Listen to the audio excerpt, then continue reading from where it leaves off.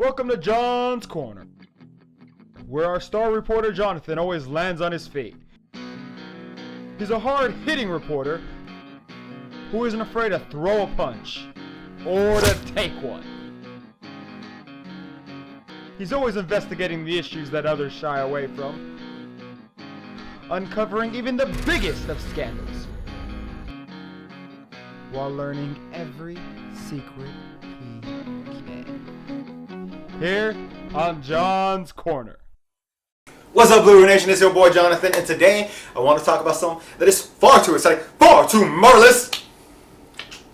So Disney, a week or two ago, announced a bunch of shows that are coming to Disney. One of which I thought was pretty cool was Spider-Man Freshman Year, which I guess is the first year that the MCU Spider-Man gets their power. I think that's pretty cool. I'm excited for it. But whatever. As we all know, the holy grail of comic book cartoons is Batman the Animated Series. Everyone knows it. Everyone agrees to it. Even I'll begrudgingly admit it. I love that cartoon. Watch it all the time. But it was never my favorite. It's probably the best, but it was never my favorite. My favorite was always the X-Men cartoon. And no X-Men cartoon has come close to the greatness that was the X-Men the Animated Series. Even as I got older and I started to read comic books, I was like, oh, they borrowed a lot from the source material. Like this, the writers of this show are fans. They get it. They understand it. Far more than just about any other thing out there, except probably the Batman Animated Series. So one of the shows Disney announced was X-Men 97. Picking up right where the old show ended. We are getting a continuation of X-Men the Animated Series. I don't think I've been this excited in forever. Like, honestly, like this is what people need to be doing. Making good shit that people want to watch. This is it.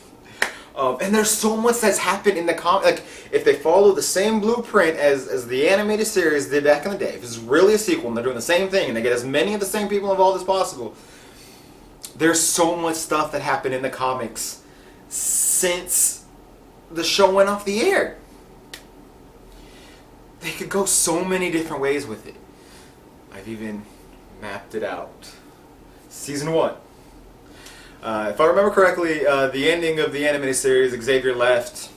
So you start off the new season 1 of this new show, with Cyclops in charge.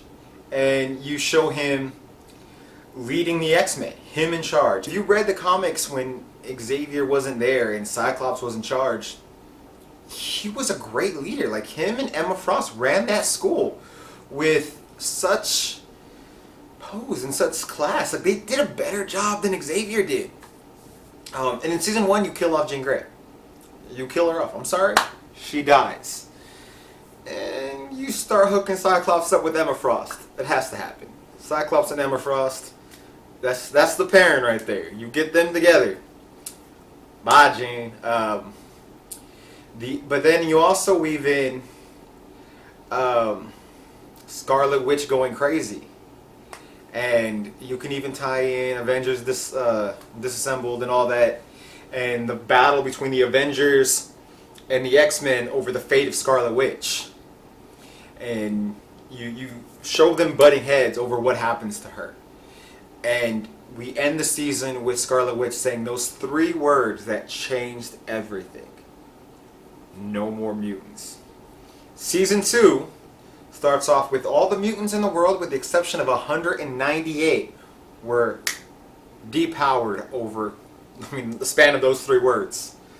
And so the X-Men are picking up the pieces. The government institutes one, which is a Sentinel program, where they basically locked all of the remaining mutants on the planet at the Xavier Institute as a concentration camp, more or less. You do that storyline. That is what season 2 is. And by the end of that storyline, and you show Cyclops under pressure and battling against it and trying to maintain some kind of freedom, and you end that season with them leaving Westchester, getting out of government control, and Cyclops starting Utopia, and basically telling the government, drawing a line in the sand and saying, this is our home, don't come here. And that's how you end season 2.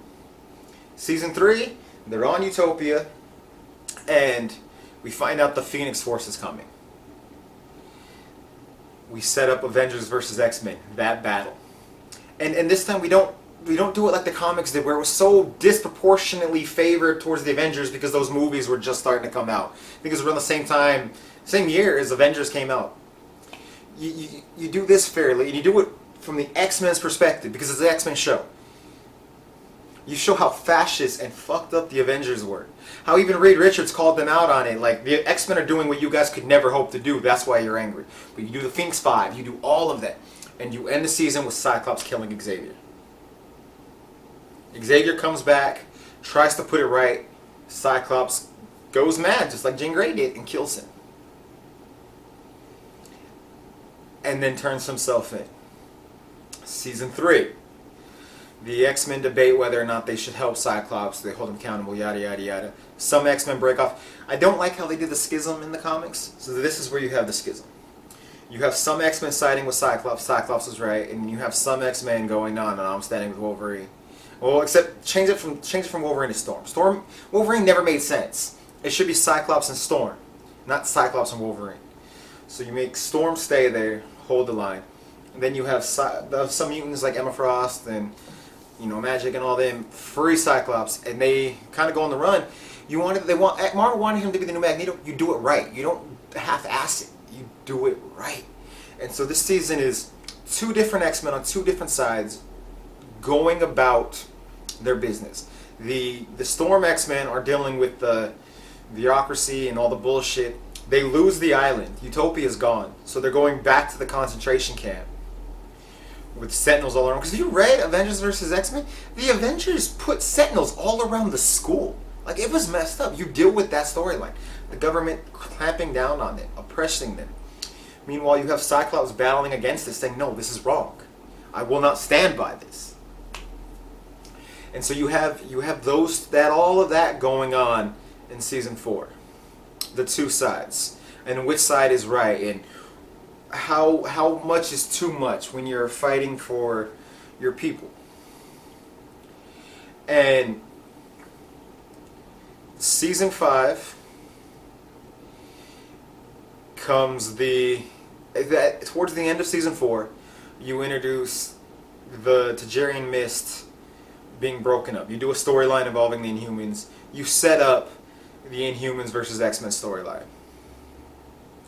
And season 5 is that, and it ends with Cyclops standing them down, or you start the season with Cyclops dying to stop the Inhumans, to try to stop the Inhumans, to try to save his people, and everyone taking the Inhuman side, as if the Inhumans were fighting for something. The storyline made no sense to me in the comics, because like, if the Tajarian Mist disappears, okay, Inhumans are still alive, they just don't have their powers anymore. Mutants become extinct. And the solution was that even Beast, total traitors to his people, was like, well, the mutants could just leave the planet. Give up your home? What about the mutants who weren't born yet? That's insane. You deal with all of that. So much there, man. It'd be so good. It'd be so fun. And if you start having these real characters die off, and you start, and you gotta do a sub-storyline in these with Hope being born, and Cable adopting her, and Bishop chasing them through time. How fun would that be? Rogue losing her powers. Not all of her powers, but kind of like in the comics, where she no longer has Captain Marvel's powers, and dealing with that. You could tackle these stories. And it'd be so fun. That is what they need. I hope they do it. I'm so excited to see what they're going to do. This is like the greatest thing in the world. I'm just beyond excited for this. I'm sorry, I'm just nerding out. You see this damn grave. I'm excited. This is gonna be fun. I hope it lives up to even half of what my expectations for this show are. But anyways, I'm Jonathan. This is John's Corner. Give us Legends, or better yet, give us X-Men.